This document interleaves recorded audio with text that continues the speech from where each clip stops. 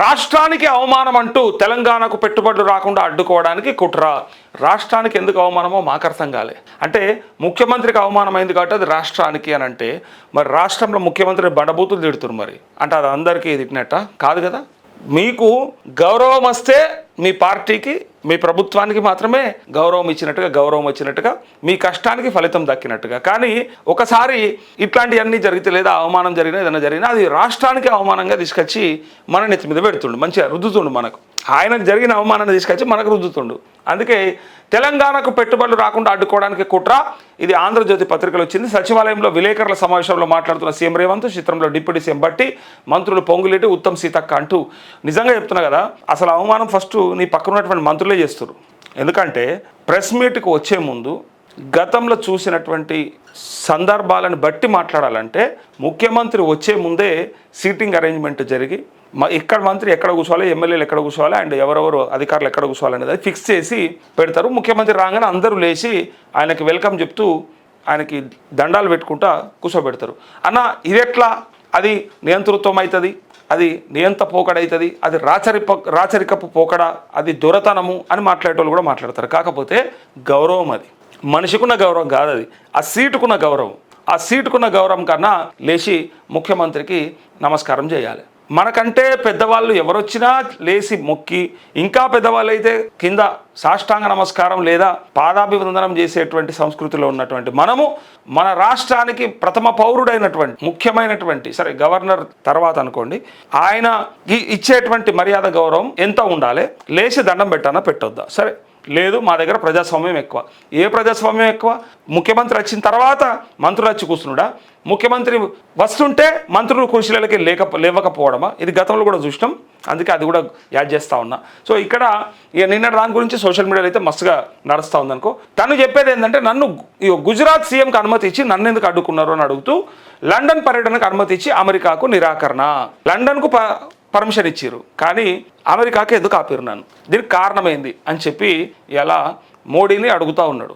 మోడీతోని చెట్టాపట్టాలు వేసుకొని తిరిగితే ఎందుకు తిరుగుతున్నావయ్యా అని రాష్ట్రంలో అడుగుతారని బ్రహ్మాండంగా రాష్ట్ర కేంద్ర ప్రభుత్వాల మధ్య ఉండాల్సినటువంటి సత్సంబంధాలు నెరపడంలో నేను ఏమాత్రం తీసిపోను, ఏమాత్రం వెనక్కి తగ్గను. 80% అది ఉండాల్సిందే, ఆ సంబంధాలని మనం కొనసాగించాల్సిందే.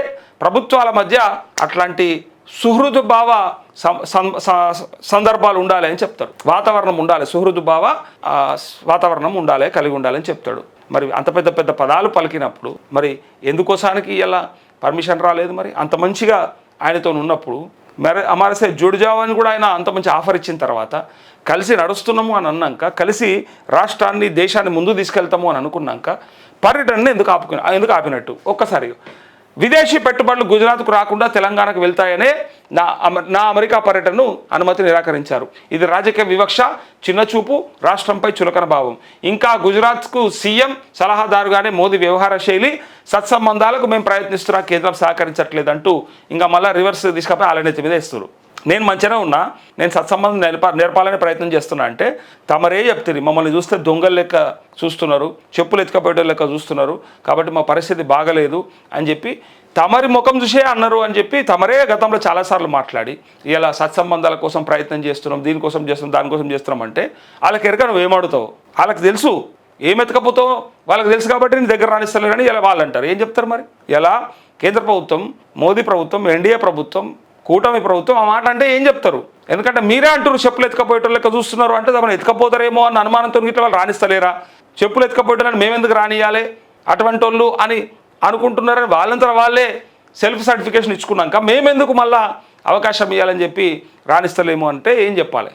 ఇక చూడండి, మేమైతే ట్రై చేస్తున్నాం కానీ వాళ్ళు వన్ సైడ్ లవ్ అయిపోయింది. మరి దీనికోసమైనా యుద్ధం చేయి, మరి అయిపోయాయి కదా. ఇప్పుడు అయితలేదు, మనతోని ఇస్తలేరు, మనకు పర్మిషన్లు ఇస్తలేరు, రాష్ట్రానికి రావాల్సిన నిధులు వస్తలేవు, గ్రాంట్లు వస్తలేవు, మనకు ప్రాజెక్టులకు రావాల్సిన పర్మిషన్లు వస్తలేవు, ఏవి కూడా తెచ్చుకోలేకపోతున్నాం. దానికి ఏం చేయాలి? అయితే యుద్ధం చేయాలి.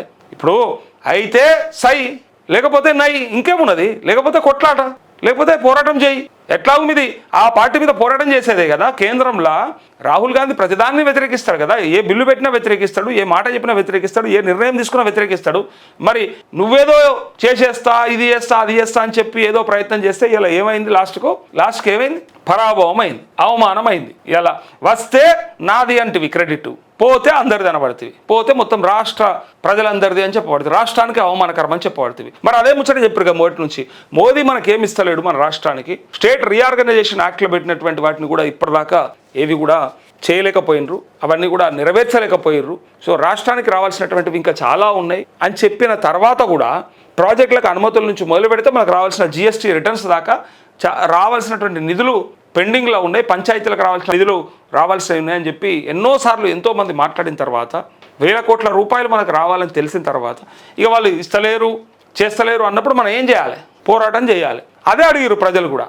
అరే ఆయన ఇస్తలేడయ్యా, ఇస్తలేడని దాన్ని పోరాటం చేస్తావా, లేకపోతే దోస్తాన్ చేస్తావా? దోస్తాన్ చేస్తే మరి వస్తుందా అంటే, సత్సంబంధాలు నేర్పితే అన్ని బరాబర్ వస్తాయి. ఇప్పుడు చెప్పు ఎందుకు వస్తలేవో మరి. ప్రధాని మోదీ పాకిస్తాన్ వెళ్ళొచ్చు, మేము అమెరికా వెళ్ళకూడదా? విదేశాల్లో ఎవరినైనా కలిసేది షెడ్యూల్ ప్రకారమే.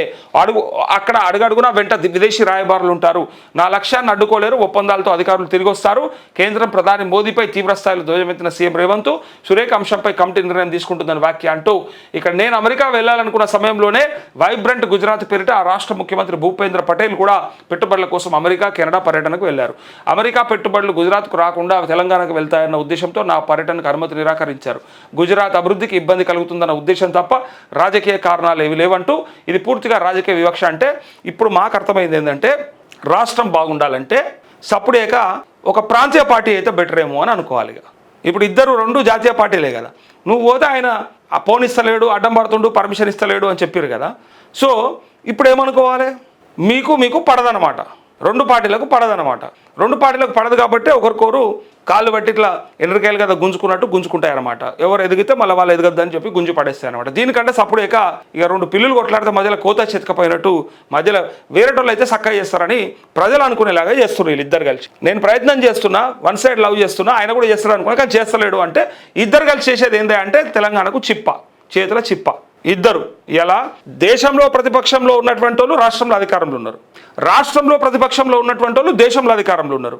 ఇద్దరు కలిసి ఏం పెడుతున్నారంటే ఈ రాష్ట్రం నెత్తి మీద చిప్ప పెడుతున్నారు, అప్పుల చిప్ప పెడుతున్నారు. అంతకుమించి ఇంకేం పెడతలేరని ప్రజలు అంటా ఉన్నారు. రెండు పార్టీలకు పడదు కాబట్టి ఒకరికొరు కాళ్ళు బట్టి ఇట్లా ఎండ్రకాయలు కదా గుంజుకుంటాయన్నమాట. ఎవరు ఎదిగితే మళ్ళీ వాళ్ళు ఎదగద్దని చెప్పి గుంజు పడేస్తాయి అనమాట. దీనికంటే సప్పుడేక ఇక రెండు పిల్లులు కొట్లాడితే మధ్యలో కోత చెతకపోయినట్టు మధ్యలో వేరేటోళ్ళు అయితే చక్కగా చేస్తారని ప్రజలు అనుకునేలాగా చేస్తున్నారు వీళ్ళిద్దరు కలిసి. నేను ప్రయత్నం చేస్తున్నా, వన్ సైడ్ లవ్ చేస్తున్నా, ఆయన కూడా చేస్తారు అనుకున్నా, కానీ చేస్తలేడు. అంటే ఇద్దరు కలిసి చేసేది ఏంటి అంటే తెలంగాణకు చేతుల చిప్ప. ఇద్దరు ఇలా దేశంలో ప్రతిపక్షంలో ఉన్నటువంటి వాళ్ళు రాష్ట్రంలో అధికారంలో ఉన్నారు, రాష్ట్రంలో ప్రతిపక్షంలో ఉన్నటువంటి వాళ్ళు దేశంలో అధికారంలో ఉన్నారు.